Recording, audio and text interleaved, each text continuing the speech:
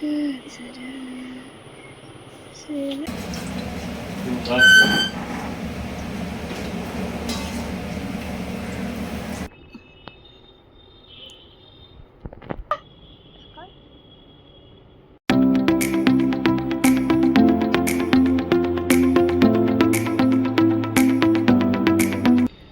Guys, welcome to my channel. আশা করি তোমরা সবাই ভালো আছো, আমিও খুব ভালো আছি।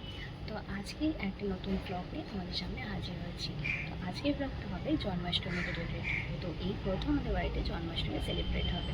তো কীভাবে আমরা সেলিব্রেট করছি সবটাই তোমাদের সাথে শেয়ার করবো। তো তার জন্য ভিডিওটা স্কিপ না করে পুরোটা দেখতে থাকো।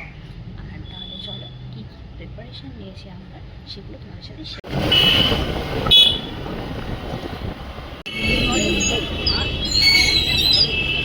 তো এখন আমি দেখতে পাচ্ছি স্নান করে নিয়েছি। তো এবার যাবো নিত্য পুজো করতে। ঘরে পুজো বলে কথা, বাইরে গেটটাকে একটু সাজাবো না, তাই ফুল দিয়ে একটু সাজিয়ে নিয়েছি। আর এতগুলো শাড়ির মধ্যে মা কনফিউজ কোন শাড়িটা আজকে পরবে।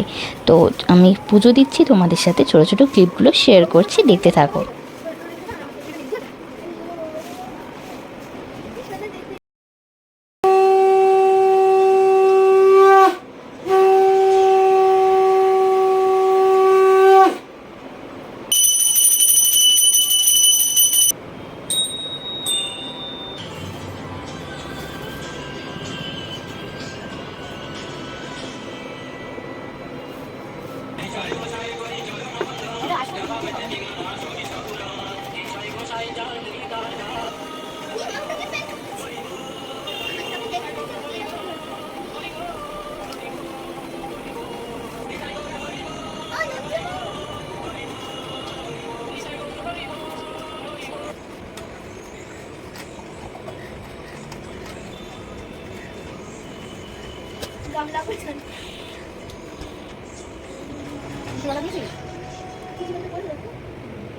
দীপক জয়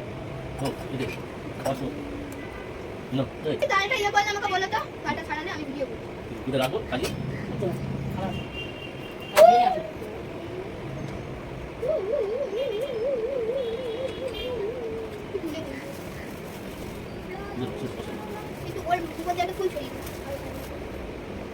কোন খেলা দেবো বিস্কুলে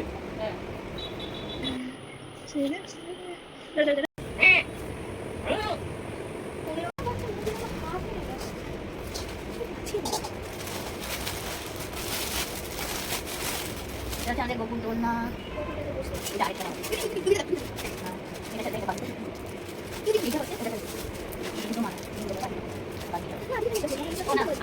দুটো মালা একসঙ্গে করবো, ওইটা দেওয়া যেতে পারে। এইগুলো দুটো মালাতে আবার চুড়ি মালাটা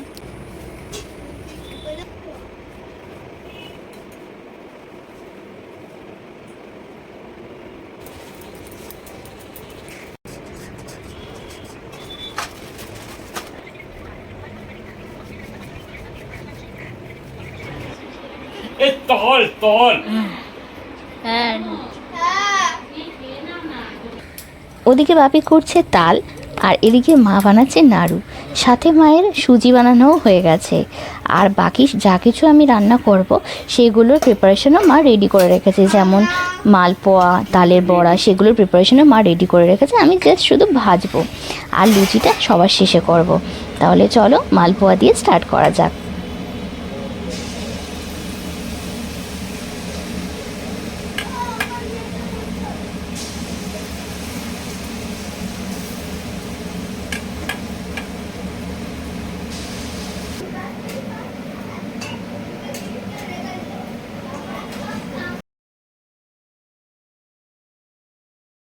তাছাড়া সবাই মিলে যদি কাজ করা যায় তাহলে কাজটাও যেমন তাড়াতাড়ি হয়ে যায়, আর সবাই মিলে একসাথে করার সেই মজাটাও পাওয়া যায়।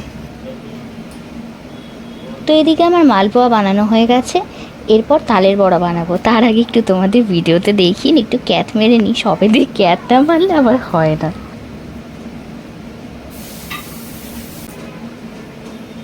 মুখে মাস্ক পরা দেখে আবার অন্য কিছু পেবো না। আসলে আমাদের অন্য কিছু কিন্তু হয়নি, কারণ গোপালের রান্না করার জন্য নাকি মুখে চাপা দিয়ে রান্না করতে হয়, তাই মাস্কটাই খুঁজে পেয়েছিলাম। ওটা নতুন মাস্ক ছিল, তাই ওটা পরেই আমরা রান্নাবান্না করছিলাম।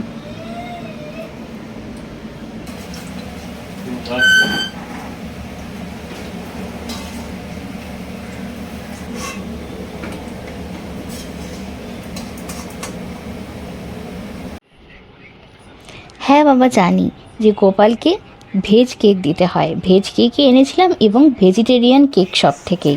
যখন আমরা আমাদের জন্মদিনে কেক কাটি, গোপালই বা বাদ যাবে কেন? এখন তো যে কোনো অনুষ্ঠান হলেই সবাই কেক নিয়ে চলে আসে, তো আমরাও সেটার অন্যথা করিনি। আর তাছাড়া গোপালকে আমরা নিজের ভাই হিসেবেই মনে করি, তাই গোপালের জন্মদিনে একটা কেক আনার ব্যবস্থা করেছি।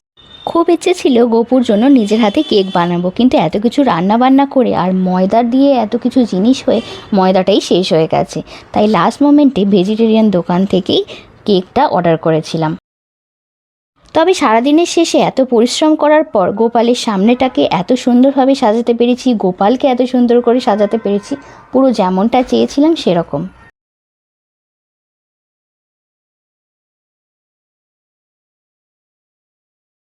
আর এখন হবে আমাদের মেন পুজো। এখন আমাদের সব রান্না হয়ে গেছে, দিদি ভাই মা মিলে বাপি মিলে সব রান্না করলো, আমি তো কিছুই করলাম না। তো চলো দেখা যাক কেমন পুজো হচ্ছে। আর ফার্স্টে দিদিভাইয়ের আউটফিটটা দেখি। হয়ে গেছি রেডি। তো তিলকটা খুব একটা পারফেক্ট হয়নি, তো মার সাথে হেল্প করে রান্না বান্না করে মানে আজ প্রচণ্ড টায়ার্ড। তো চলো পুজোটা ফাইনালি দিয়ে দেওয়া যাক, তারপর তোমাদেরকে সব কিছু শেয়ার করছি।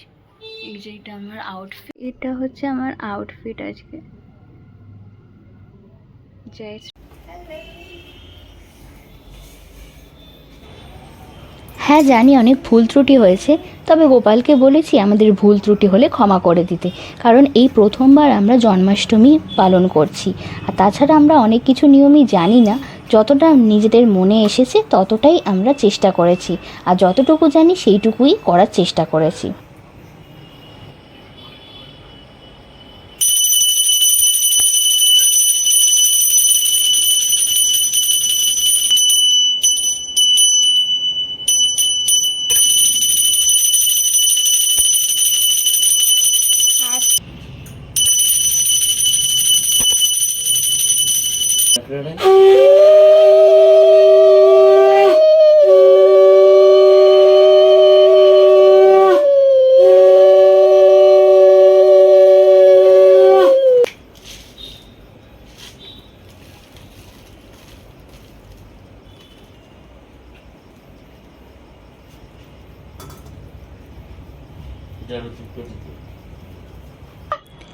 দেখো আমাদের গোপু ভাইকে কতটা মিষ্টি লাগছে আজকে দেখতে। আর দোলনাটা এমনই কিনেছি, ছোট হয়ে গেছে, ওটা পরে চেঞ্জ করে নেব।